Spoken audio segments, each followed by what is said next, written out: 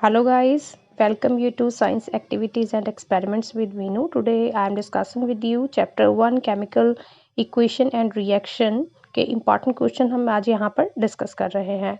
देखिए यहाँ पर मैं आज आपके साथ चैप्टर 1 के डिस्कस करने वाली हूँ। इसी के साथ ही मैं आगे आने वाली वीडियोस में चैप्टर 1 टू चैप्टर 16 तक पूरे ही चैप्टर्स के इम्पॉर्टेंट क्वेश्चंस आपके साथ डिस्कस करने वाली हूँ। मैं यहाँ पर जितने भी क्वेश्चंस लेके आ रही हूँ विद आंसर लेके आ रही हूँ। जितने भी इम्पॉर्टेंट क्वेश्चन है मैं सिर्फ आपको क्वेश्चंस ही नहीं साथ ही आपको आंसर भी बताऊंगी कि किस क्वेश्चन का क्या आंसर है, क्योंकि एग्जाम आने वाले हैं ताकि आपका टाइम जो है वो क्वेश्चन के आंसर ही ढूंढने में वेस्ट ना हो।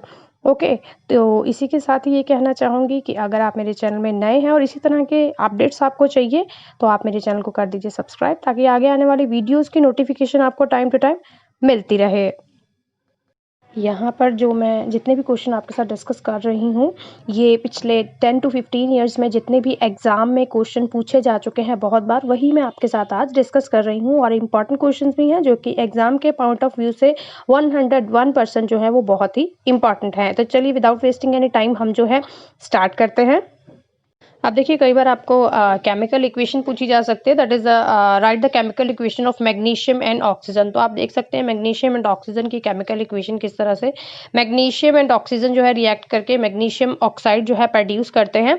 ठीक है, तो केमिकल इक्वेशन भी आपके सामने है। Mg+O2 produces MgO।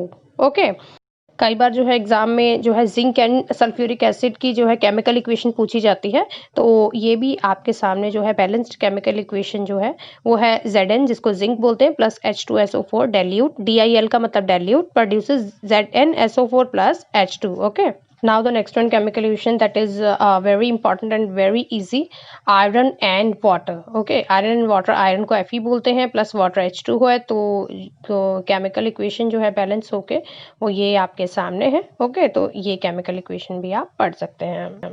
अब जो है मैक्सिमम टाइम जो है वो पूछी जा चुकी है, that is calcium oxide and water. Okay, calcium oxide and water produces this reaction occurs when water is added to dry Portland cement to make concrete, and heat evolution of energy as heat is evident because the mixture becomes warm। okay, अब देखिए reaction ये होता कब है, जब पानी जो है वो ऐड किया जाता है सीमेंट में। ओके, ड्राई पोर्टलैंड सीमेंट में जब हम पानी को ऐड करते हैं तो कंक्रीट जो है वो बनती है। ठीक है, हीट प्रोड्यूस होती है और यही हीट जो है वो प्रूफ है कि ये जो मिक्सचर बनता है ये वार्म बनता है।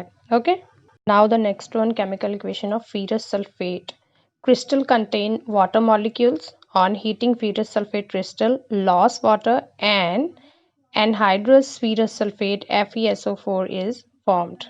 now the next one is that's very important chemical equation, बहुत बार ये एग्जाम में पूछी जा चुकी है, लाइमस्टोन की केमिकल इक्वेशन। लाइमस्टोन के बारे में आप बुक में भी बहुत अच्छे से पढ़ सकते हैं, क्योंकि कुछ भी इसके बारे में पूछा जा सकता है आपसे, तो आपको इसके बारे में बहुत अच्छे से पढ़ना होगा।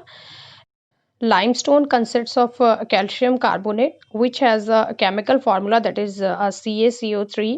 Limestone exists in sedimentary and crystalline form। Okay, now the next one is chemical equation of lead nitrate। okay, chemical formula आप इसका दे सकते हैं PbNO3। okay, and molar mass पे इसमें देखा इसमें जो है आप देख सकते हैं, अपीयरेंस भी देख सकते हैं और इसकी डेंसिटी भी देख सकते हैं। ये भी एग्जाम में पूछी जा सकती है, इसीलिए ऑल ओवर जो है सब कुछ आपको इसमें मिल जाएगा। Now the chemical equation of silver chloride। okay, silver chloride is a chemical compound with the chemical formula that is AgCl। Ag जो है वो सिल्वर को बोलते हैं, क्लोराइड का Cl। ठीक है, इसमें भी आप मोलर मास, अपीयरेंस और डेंसिटी देख सकते हैं।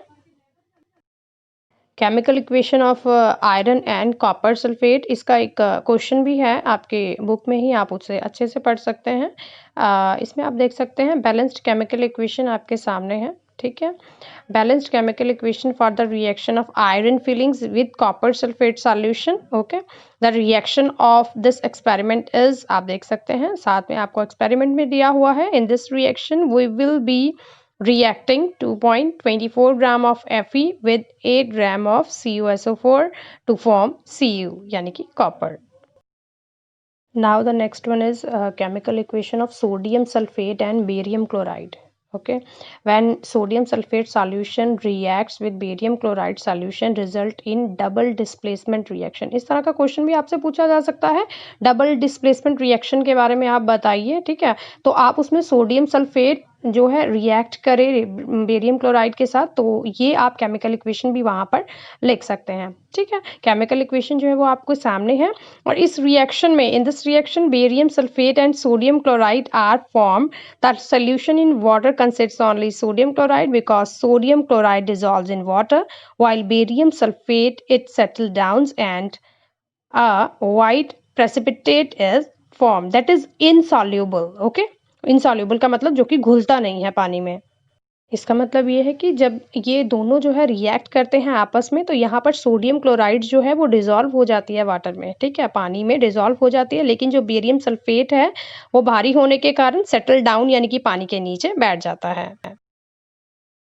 Now the next one is oxidation and reduction. इसके बारे में तो आपको पता ही होगा, आपने पढ़ा होगा बुक में कि ऑक्सीडेशन और रिडक्शन किसे बोलते हैं। कोई भी केमिकल इक्वेशन आपसे पूछी जा सकती है ऑक्सीडेशन की या रिडक्शन की। ओके, ऑक्सीडेशन का मतलब क्या होता है, that is gain of oxygen, and reduction का मतलब that is loss of oxygen. तो आप पढ़ सकते हैं इसको अच्छे से, और उम्मीद है आपको इसके बारे में अच्छे से पता होगा। और इसके साथ ही नेक्स्ट वन क्वेश्चन की तरफ बढ़ते हैं हम। Now the next one is corrosion and density. इसके बारे में भी एग्जाम में बहुत बार पूछा जाता है। कोरोजन का मतलब आपको पता ही होगा, जंग लगना। Corrosion is defined as a process in which metal with atmospheric moisture and chemicals resulting in the formation of rust. जंग लगता है जिसमें, following in the example of rust corrosion. आप एग्जाम्पल देख सकते हैं इसके। इसके अलावा डेंसिटी किसको बोलते हैं, is a condition in which the substance with oil and fats get oxidized when they are exposed to air.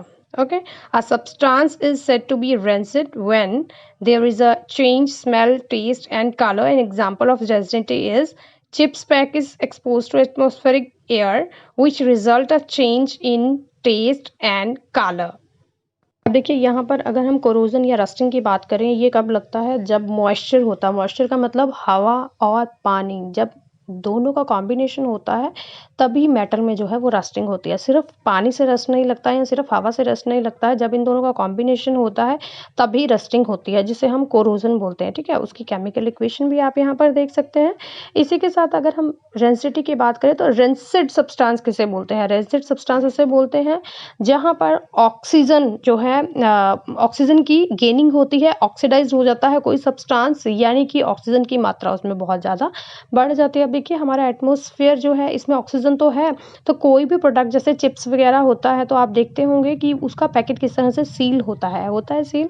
Seal वो क्यों होता है, क्योंकि उसमें नाइट्रोजन गैस जो है भरी जाती है। नाइट्रोजन गैस इसलिए भरी जाती है ताकि जो है सब्सटेंस जो है वो ख़राब ना हो, उसका टेस्ट ख़राब ना हो, उसमें स्मेल ना आए, ठीक है। इसीलिए जो है डेंसिटी का मतलब होता है कि ऑक्सीजन की मात्रा किसी भी सब्सटेंस में बढ़ जाना, ठीक है।